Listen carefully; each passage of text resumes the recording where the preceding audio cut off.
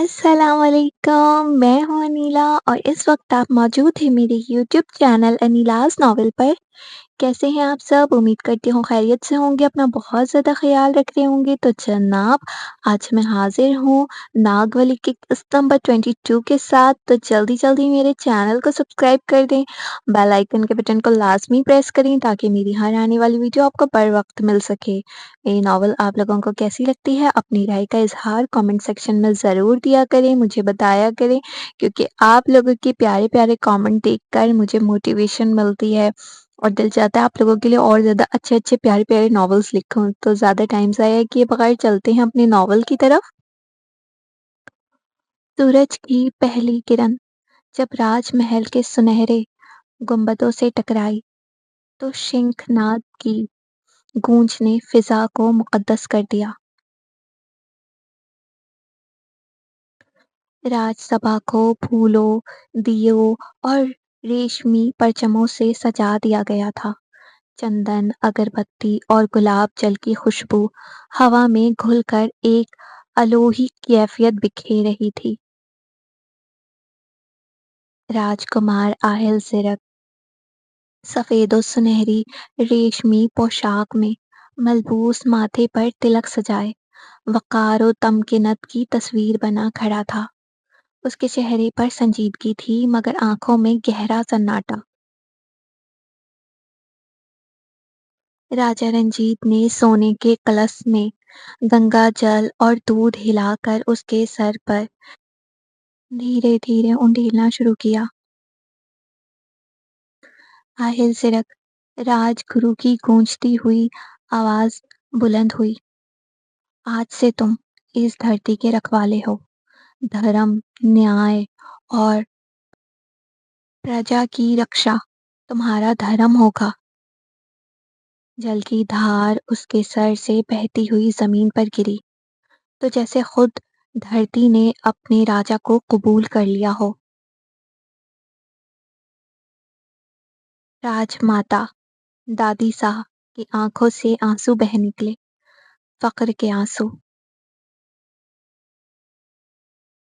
राजसभा में मौजूद सभी दरबारियों ने एक साथ सर झुका दिया।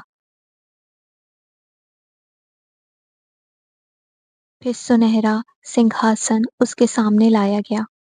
आहिल सिरक ने आगे बढ़कर जब उस पर कदम रखा, तो नगाड़ों और शहनाइयों की आवाज ने आसमान हिला दिया। राजा आहिल ज़िरक की जय! राजा आहिल ज़िरक की जय! ये महज़ एक राज अभिषेक न था, एक अहद था, जहाँ एक राजकुमार ने अपनी ख्वाहिशें छोड़कर पूरे राज्य की ज़िम्मेदारी अपने सर ले ली थी। राज अभिषेक की साथ में महल के दरो-दीवार भी जैसे मुस्कुरा रहे थे। शाही नगाड़ों की गूंज फिज़ा में तहलील हो रही थी और इसी शोर-ए-मसर्रत में बीच राजा रंजीत की आंखों में एक खामोशी सी नमी उतर आई। वो पल भर को माजी की तरफ लौटे। वो दिन, वो आजमाइशें, वो कुर्बानियां, और फिर निगाह अपने बेटे आहिल ज़िरक पर ठहर गई, जो अब राज मुकुट पहनने वाला था। उसके सीने में फक्र एक भरपूर मौज की तरह उभरा। दिल ने गवाही दी कि उसका खून आज तख्त पर बैठने जा रहा है। उसकी मेहनत, उसकी तरबियत आज सल्तनत की तकदीर बन रही है।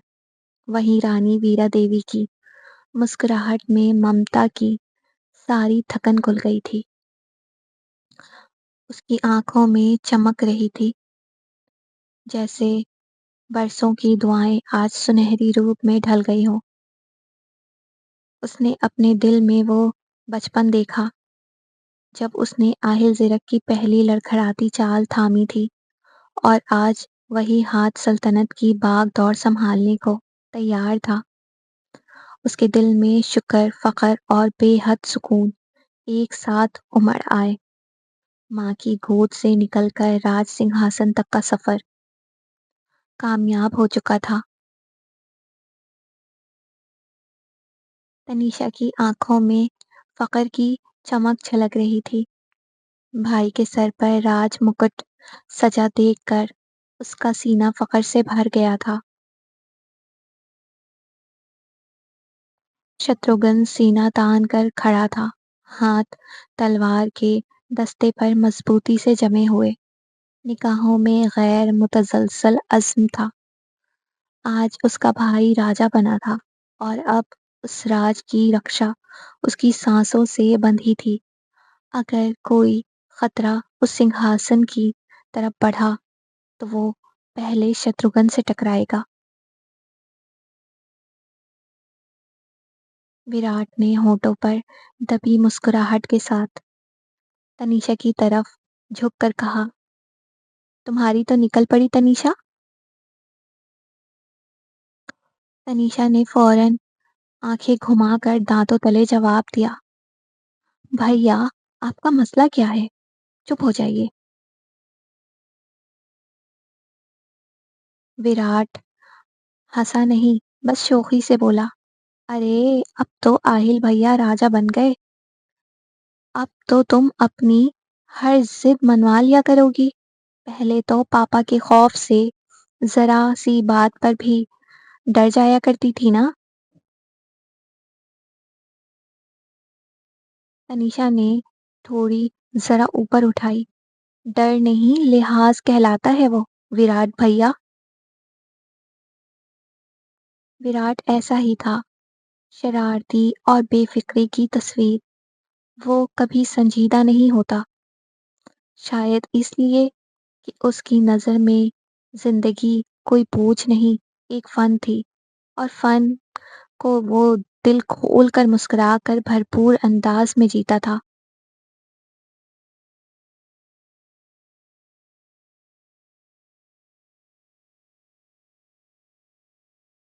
राज अभिषेक की विधि संपन्न हो चुकी थी।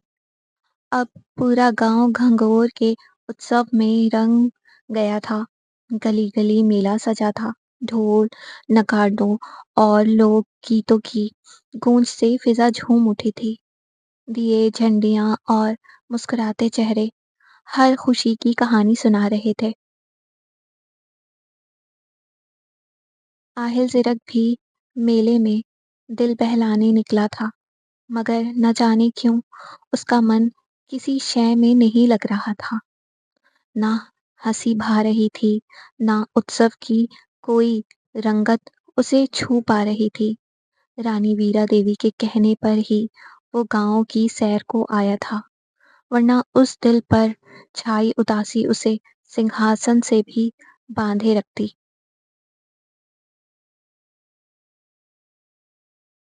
अचानक उसके कानों में वही मानूस सी आवाज गूंजी, छन छन। आहिल सिरक के कदम ठटक गए, दिल की धड़कन एक लम्हे को बेतरतीब हो गई। ये आवाज, वो उसे जानता था, बरसों से जानता था, मगर आज इस मेले के शोर में उसका यूं उभर कर आना रूह तक को हिला गया था।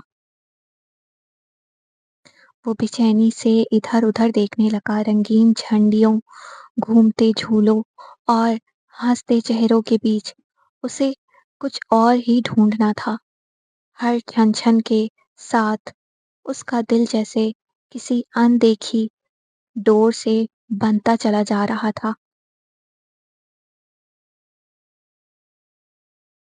रंग बिरंगे शामियानों की ओट में अचानक उसकी निगाहें ठहर गईं।